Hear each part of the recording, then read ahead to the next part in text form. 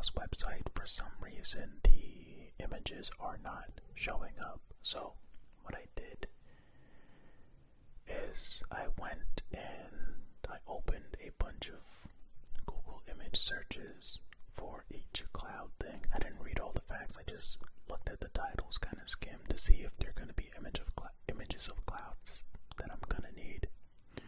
Open those up in other tabs.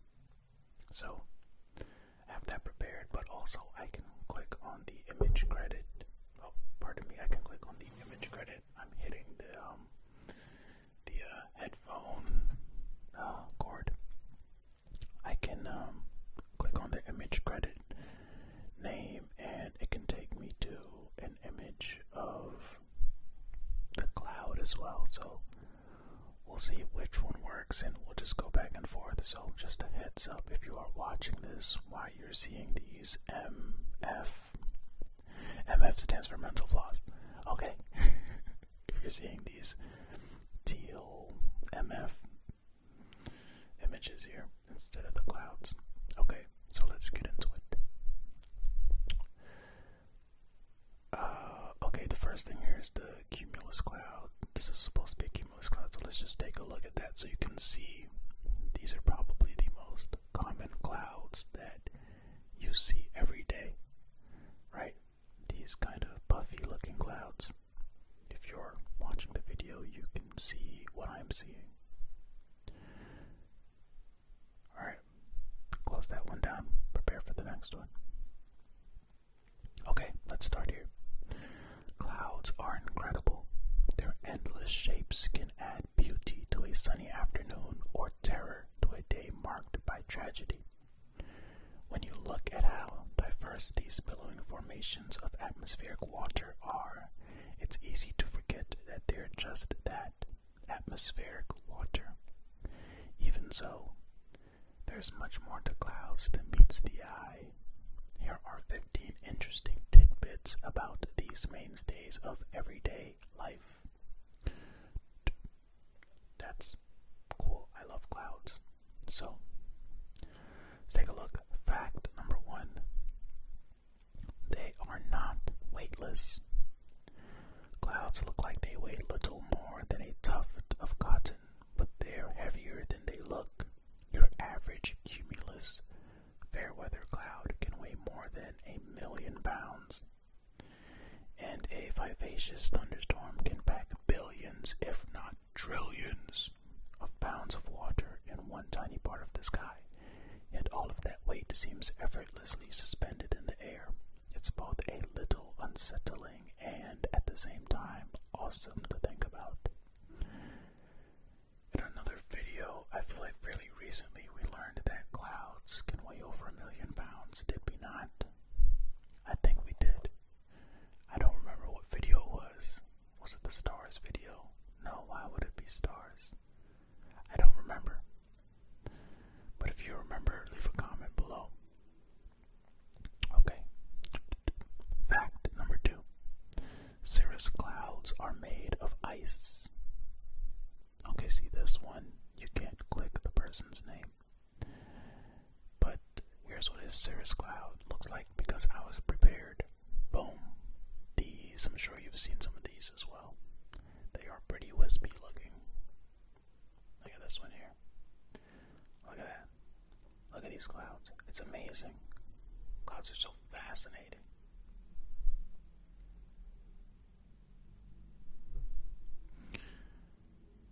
While most clouds are made up of tiny liquid water droplets, there is one common type of cloud that is made of ice, cirrus. These clouds are collections of ice crystals that form in the upper levels of the atmosphere when water vapor deposits onto tiny particles like dust or smoke. Strong winds then shred these clouds apart, giving them their iconic wispy appearance. Oh, okay. So it's a wind thing. That makes sense, right? Wind can do a lot. Fact number 3. Virga does a disappearing act before it reaches the ground. This time we can click this one. Let's see.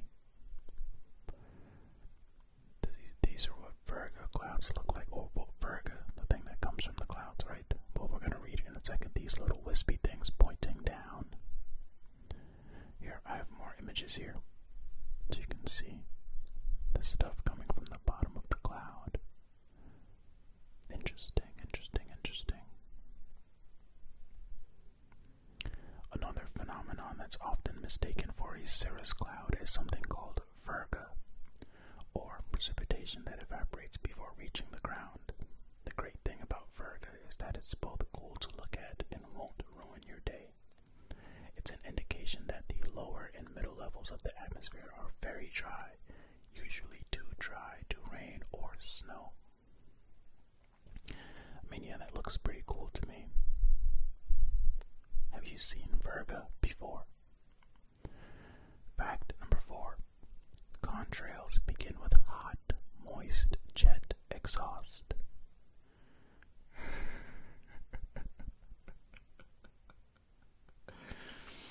I'm sorry. Let me get my head out the gutter. Alright. Okay, here's an image by this guy here showing contrails, these lines across the sky. I also have a search so you can see contrails coming from planes and such. Contrails coming from planes, trains, and automobiles.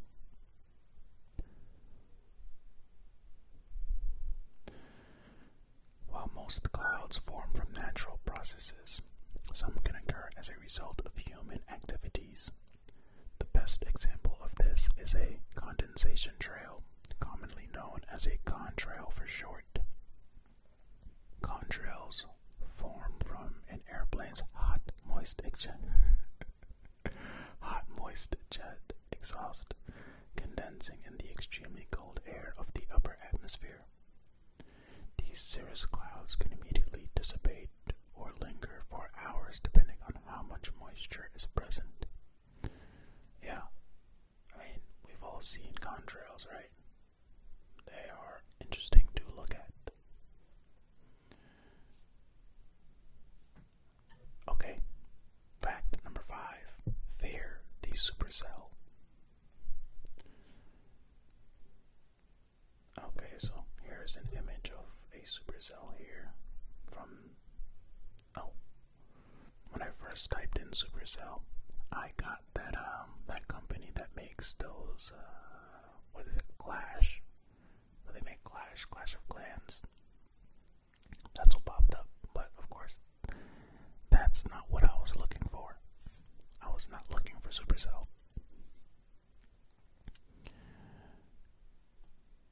So here's what supercells look like. Oh my goodness.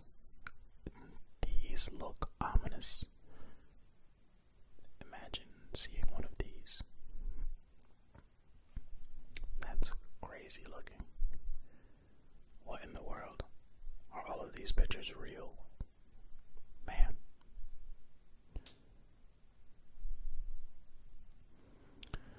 Most thunderstorms are uneventful, but a tiny percentage of them can grow strong enough that they rage for hours and produce unimaginable horror. These storms, known as supercells, are characterized by a rotating updraft that powers them like an engine. In addition to their enormous hail and monstrous tornadoes, supercells are known for their incredible appearance. The most striking part of a supercell is the rotating updraft, which looks like a column that stretches from the horizon to the heavens. I mean, imagine seeing one of those in real life. You might think the world is ending. That's how crazy they look. Oh my goodness. Fact number 6. Anvil clouds are a beautiful result of a collision. Okay, let's take a look at an anvil cloud. What? Is because over here on the right side it kind of looks like an anvil. Now this says an overshooting top. They put the wrong image. What? Wait, an overshooting top towers over an anvil in an intense thunderstorm. Okay, so where's the anvil? I don't know. I have images anyway. So these are anvil clouds. I mean, some of them kind of look like anvils. This one here, this one that I just made big, looks photoshopped. But hey, could be real. I'm sure, right? series of sights that fills the sky near a thunderstorm is a thin, flat cloud that covers an area miles around like an umbrella. This is known as an ANVIL cloud, and it occurs when a thunderstorm's updraft hits the tropopause, usually the point at which air is neutrally buoyant and it can no longer rise on its own. The air hits this layer like a ceiling, spreading out in all directions and forming this beautiful feature. Okay, but it looks like an overshooting top and anvils kind of go hand in hand, because the caption for that photo from Jeff Slater was said an overshooting top towers over an anvil in an intense thunderstorm in Kansas. So let's just go right to fact number 7, which says, if you see an overshooting top, take cover. Sometimes, though, an updraft will be so strong that some of the rising air shoots straight through the tropopause and continues soaring hundreds, if not thousands of feet above the top of the thunderstorm. This creates an overshooting top, a cloud that looks like a dome on an intense thunderstorm. If you see an overshooting top on an approaching storm, it's a good idea to take shelter because it's going to be a doozy. Okay, so I have images here explaining an overshooting top. Oh, that's too tiny. Let's see here. So, the top part here, see where those arrows are pointing, is an overshooting top. I guess. Cool. Okay, let's look at this one. Okay, so this one is showing like, okay, so that's an anvil, and then on top of the anvil, that's the overshooting top. Okay, there you go. There you go. Now you can really see it.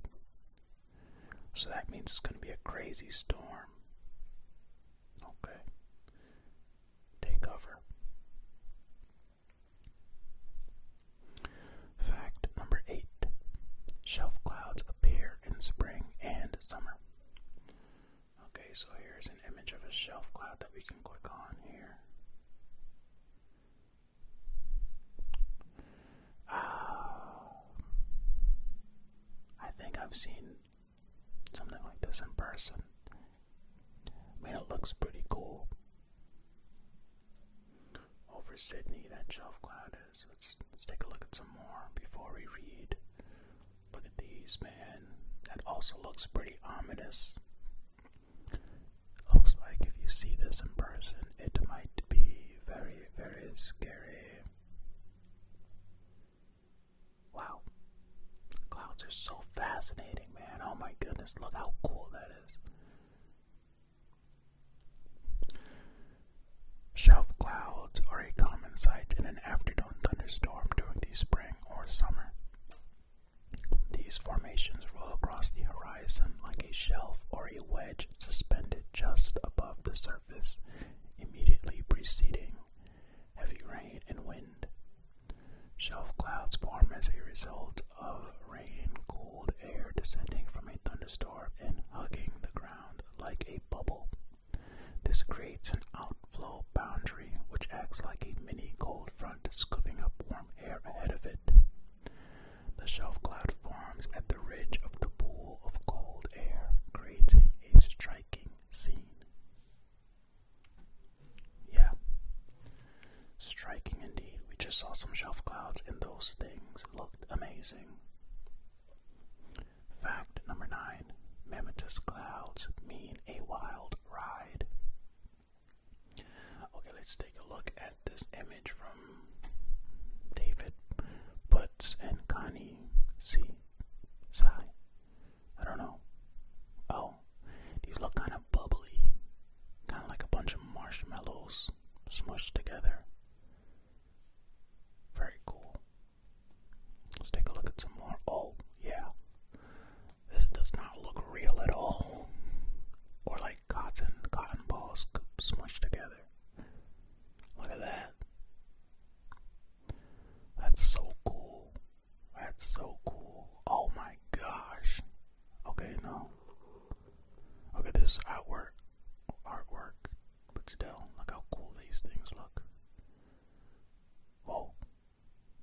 this doesn't look like the same thing.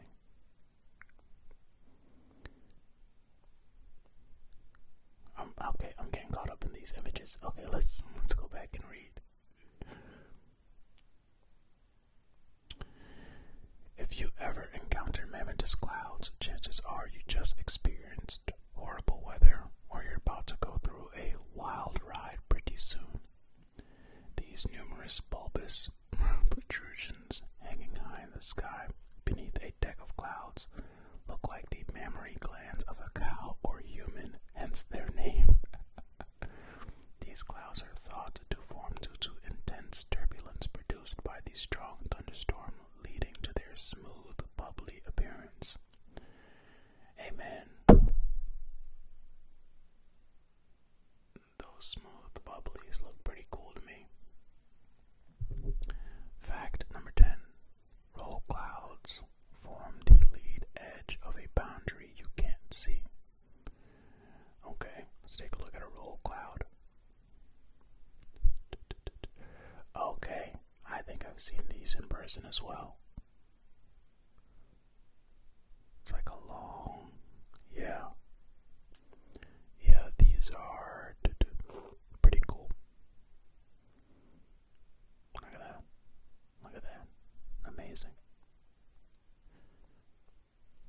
Roll clouds are similar to shelf clouds, forming along the leading edge of a boundary like a sea breeze or a cold front.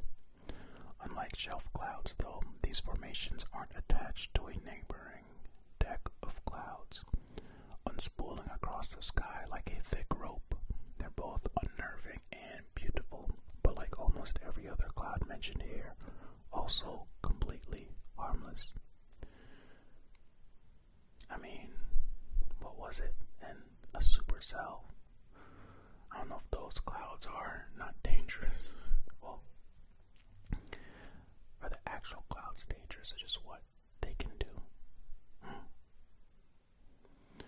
Fact number 11. Iridescence is stunning but rare. So here's what iridescence looks on a cloud. Very cool. You can see all the colors coming through there. Here's some more images of cloud iridescence.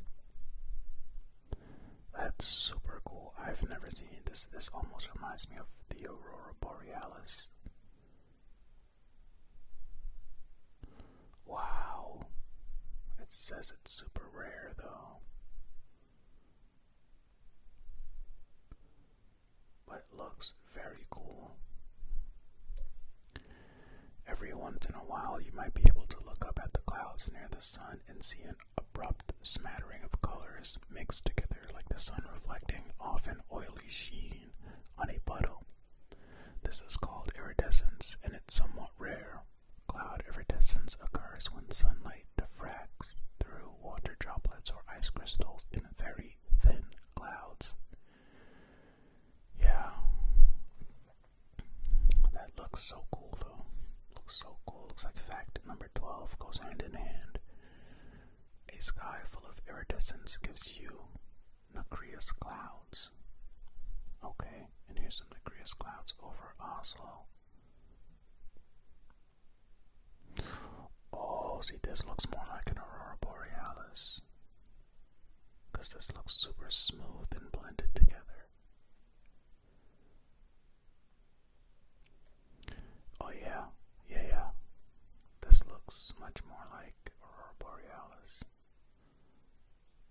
Look at these. Look at this. It looks like a painting or like an oil spill like it mentioned earlier. Very cool. Very cool indeed. An even rarer sight is a deck of nacreous clouds, which is pretty much an entire sky full of iridescent clouds. Nacreous clouds are technically called polar stratospheric clouds as they occur in the stratosphere, which is tens of thousands of feet above the cruising altitude for jets, and most are commonly seen near the poles as they require extremely cold temperatures to form. And they look extremely cool.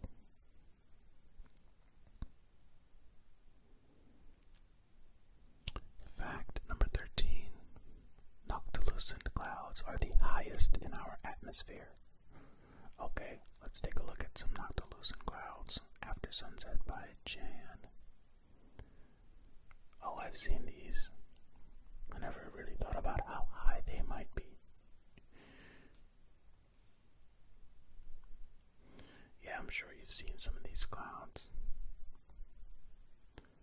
Look at them. Oh, that picture's too small. Oh, that looks super cool.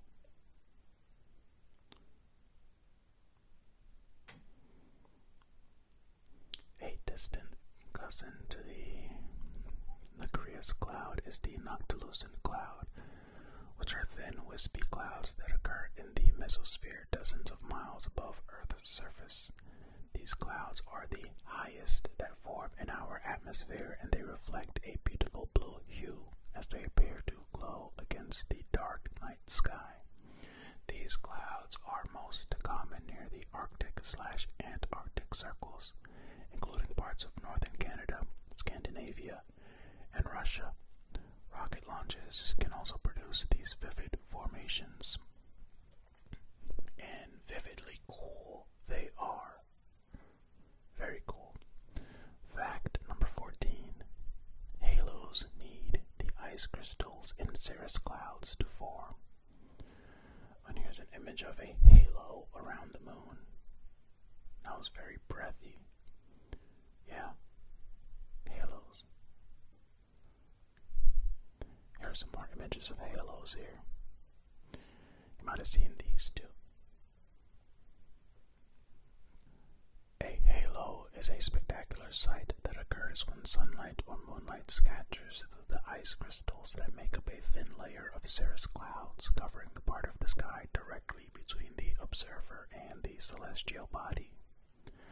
Most halos completely encircle the sun or the moon, but depending on the shape or size of the ice crystals, the halos can be partial, inverted, or appear in different parts of the sky. Imagine seeing the moon and then a circle off to the right of it. You would really wonder if that's an alien or something. I wonder if that's happened and people have reported that as a UFO. Interesting. Fact number 15, and the last fact for this video. Diamond dust only appears in the extreme cold. Diamond dust is extremely hard to photograph. The sun creates a sundog, which is a type of rainbow-tinted halo in the diamond dust, but close to the ground in this picture. So in this picture here, they're trying to show diamond dust close to the ground. Oh, is it this on the right-hand side over here? Kind of rainbowy. They say it's super hard to see diamond dust. Oh, this picture's too tiny. I should have made this large. Let's go for large size images. Maybe you can see it a little bit better. I saw one where those little halo. Oh, here we go. This stuff right here. That's diamond dust. Do you see those colors? I believe it's that. Fog is simply a stratus cloud that forms at the surface. Freezing fog is fog that forms when temperatures are below freezing, consisting of supercooled water droplets that don't have a nucleus to allow them to freeze into ice crystals.